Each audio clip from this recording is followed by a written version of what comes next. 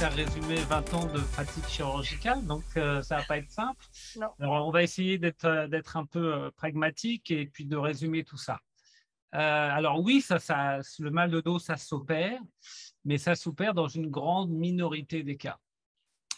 Il faut savoir une chose, c'est que quand nous, chirurgiens, on voit un patient en consultation, c'est en général un patient qui est un lombalgique chronique, qui dit: «Voilà, ça fait 2 ans, 5 ans, j'ai fait de la kinésithérapie, j'ai fait un régime, j'ai pris des antalgiques» et puis il y a un moment donné où cette douleur devient trop intense, trop invalidante et à ce moment-là, ils se disent: «Bon, je vais quand même aller voir un chirurgien» et donc s'il va voir un chirurgien, c'est souvent qu'il a une petite idée derrière la tête qu'il va falloir peut-être, se faire opérer.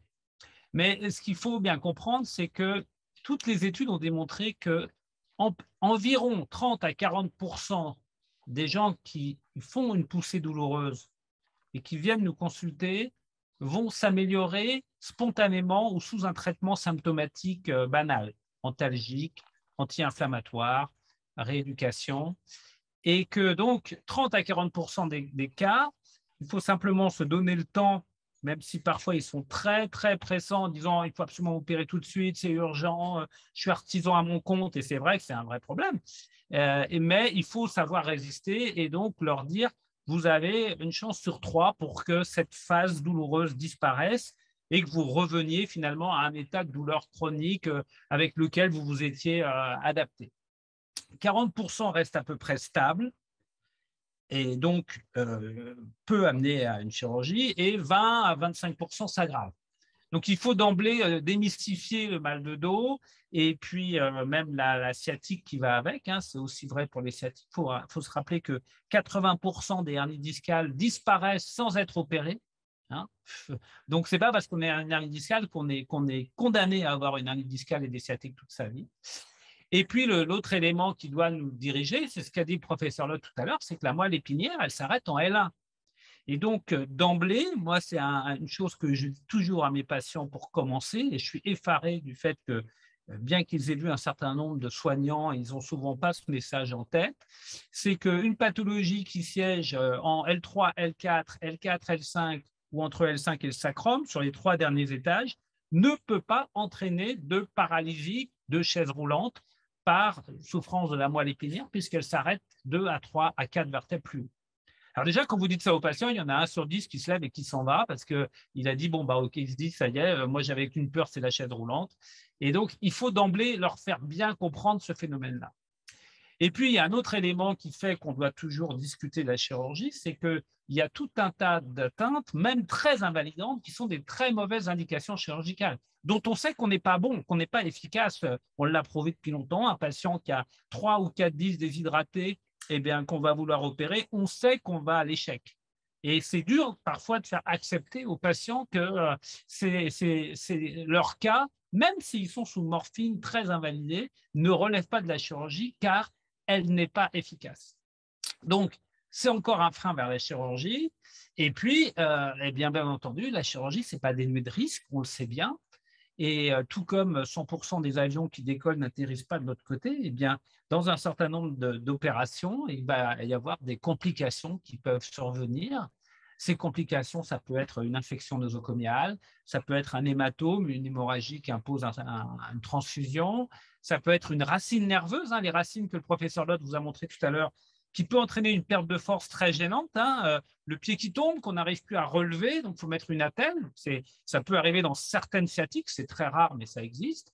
Et ça peut aussi arriver en post-opératoire. Encore une fois, ce n'est pas la moelle épinière, donc vous n'êtes pas paralysé de l'ensemble des jambes, mais il peut y avoir un muscle, plusieurs muscles qui fonctionnent mal. Le pire syndrome étant ce qu'on appelle le syndrome de la queue de cheval, où on a une perte du contrôle des sphincters, tout à fait exceptionnel, évalué à peu près 1 cas sur 1500. Mais quand ce cas-là apparaît, eh bien vous comprendrez bien que c'est quand même difficile à vivre. Et puis, on a des complications mécaniques. On a vu tout à l'heure que les vertèbres peuvent glisser. Ben, quand on opère un patient pour décomprimer des racines nerveuses à l'origine de sciatique, on peut aggraver cette instabilité parce qu'on va quand même réséquer un petit peu des articulaires derrière, des ligaments qui sont trop gros. Et donc, on peut entraîner des problèmes mécaniques. Enfin, il y a des problèmes possibles de type général. On peut faire une phlébite, hein, tout comme après l'accouchement. On peut avoir un problème d'anesthésie. Donc, tout ça, ça doit être pris en compte avant de discuter d'une éventuelle chirurgie. Et il est bien entendu hors de question d'aller opérer un patient s'il n'a pas au préalable euh, subi un traitement par antalgique, par anti-inflammatoire, par infiltration, par rééducation. Et donc, tout ça, c'est absolument indispensable avant de parler de chirurgie. Par ailleurs, on doit savoir que, grosso modo, si la chirurgie est bien indiquée, c'est-à-dire qu'on a un patient qui va avoir, on va prendre les deux meilleurs cas que les chirurgiens adorent parce qu'ils sont presque sûrs de gagner à tout coup, c'est ce qu'on appelle le spondylolisthésis par lysismique, c'est-à-dire qu'il y a une petite partie d'une vertèbre qui s'est fissurée puis qui s'est séparée en deux morceaux à l'adolescence. Ce n'est pas congénital, ça n'existe pas, sauf chez des Indiens inuits, donc on n'en voit pas souvent en consultation, mais on voit encore dans pas mal de revues ou autres généralistes que c'est congénital. Non, c'est acquis à l'adolescence. C'est en général des enfants, des adolescents très, très cambrés et très sportifs. Eh bien, ces malades-là qui ont ce spondylolisthésis, ou le malade qui a un disque malade avec une inflammation des plateaux vertébraux, on sait que ces patients-là, quand on les opère, on a aux alentours de 90% de francs succès. Et les patients nous disent c'est absolument génial. Mais ça veut quand même dire que même dans ces bons cas-là, il y a 5 à 10% des patients qui vont dire bon, soit il y a une complication, soit le résultat n'est pas bon parce qu'on a un problème. Donc, en clair, il faut admettre que vous n'aurez jamais 100% de chance d'être guéri par une opération. Vous pouvez approcher des 90-95%, mais il faut admettre que vous allez subir une opération et vous avez un petit risque que ça ne se passe pas bien. Ce risque étant directement lié avant tout à la bonne sélection des malades par le chirurgien, plus que de la technique elle-même, qui est maîtrisée par à peu près tous les chirurgiens, mais c'est vraiment la sélection. Et j'avais fait une étude il y a 2 ans sur le taux de conversion, c'est-à-dire on voit 100 malades et combien on en opère. Si on parle de gens qui viennent nous voir pour un mal de dos, c'est un patient sur 6, alors qu'ils ont déjà fait les rhumatos, les rééducateurs, etc., etc. Quand on parle de sciatique, c'est entre 1 sur 2 et 1 sur 3. Donc, vous voyez que d'emblée, on est dans une situation complètement opposée. Du coup, ça va beaucoup dépendre, bien sûr, ça dépend du parcours qu'ils ont eu avant vous, mais ça va beaucoup dépendre de la pathologie. Et donc, l'opération peut être proposée dans certains cas, comme ceux dont je vous ai donné. Mais ce qu'il faut bien comprendre, c'est qu'avant tout, il faut que le patient vous dise que c'est non tolérable. Il n'est pas question d'aller faire courir le risque à un patient d'une chirurgie qui peut parfois être lourde, hein, comme dans une scoliose, par exemple, alors qu'il va vous dire, bon, je suis un peu gêné, vous prenez des antalgiques, non, ça m'agace, j'aime pas prendre des médicaments. Ben là, moi, c'est, bon, bah, écoutez, on va pas s'entendre parce que je peux pas accepter de vous faire courir un risque qui est quand même important, même s'il est rare, si vous n'avez pas suivi les traitements avant.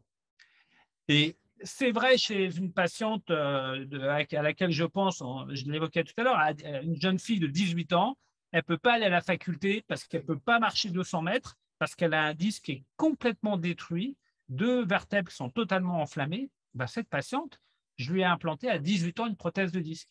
Vous avez beau lui dire, bah oui, mais moi, je ne sais pas à 30 ans ce que ça va donner. Je sais à 10 ans, je sais à 20 ans, j'ai une petite idée de ce qui se passe après, mais j'ai aucun recul supérieur à 30 ans et plus, parce que les premières prothèses de disque modernes, elles datent des années 81, janvier 81, docteur David à Bois-Bernard qui a mis la première en France. Et on était le 2e pays après l'Allemagne. Mais cette jeune fille, elle va vous dire, OK, d'accord, j'ai compris, j'ai 18 ans, donc à 45 ans, vous ne savez pas ce que je serai, de toute façon, vous serez à la retraite, donc ce n'est pas grave, si on est encore en vie. Mais elle me dit, mais moi, à 18 ans, je veux pouvoir vivre, je ne veux pas attendre d'avoir plus de 30 ans d'espérance de vie pour bénéficier de votre opération.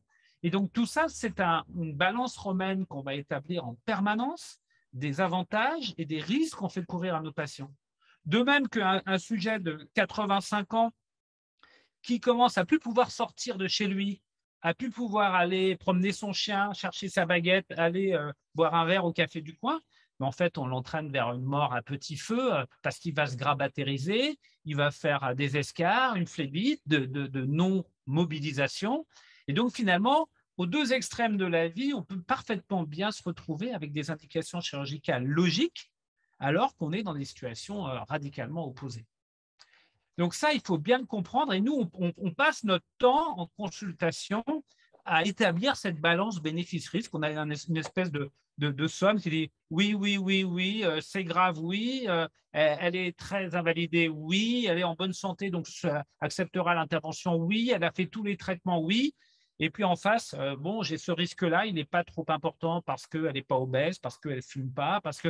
Et donc, nous, en permanence, on a des gling, gling, gling comme ça qui, tout au long de la consultation qui s'accumulent et qui vont aboutir à l'arrivée à ce qu'on se dise, OK, l'indication chirurgicale est logique, mais encore faut-il que ce soit le patient qui décide de se faire opérer.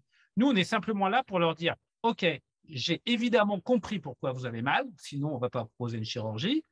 J'ai une solution dont je sais qu'elle est statistiquement efficace dans 8 à 9 cas sur 10. Elle présente ces risques qu'on a vus, mais vous ne risquez pas d'être paralysé en chaise roulante, mais vous avez fait tous les traitements classiques. Donc maintenant, ça va être soit vous acceptez les inconvénients d'être opéré en espérant les avantages, soit vous acceptez de rester comme ça, ce qui finalement n'est pas forcément dramatique si vous arrivez à vivre de cette façon, et ce qui peut en plus rétrocéder spontanément, ce qu'il ne faut pas oublier de leur dire. Donc, vous voyez que c'est hyper compliqué. Hein. C'est vraiment. D'ailleurs, c'est ce qui est très intéressant. Moi, je suis orthopédiste, donc je mets encore des prothèses de hanche et de genoux. C'est moins stimulant intellectuellement que d'opérer une colonne vertébrale parce que le coxarthrose égale prothèse de hanche, ça, c'est assez simple. Hein. On pourrait l'apprendre à un élève de maternelle. Sciatique, lombalgie et chirurgie, c'est beaucoup plus compliqué.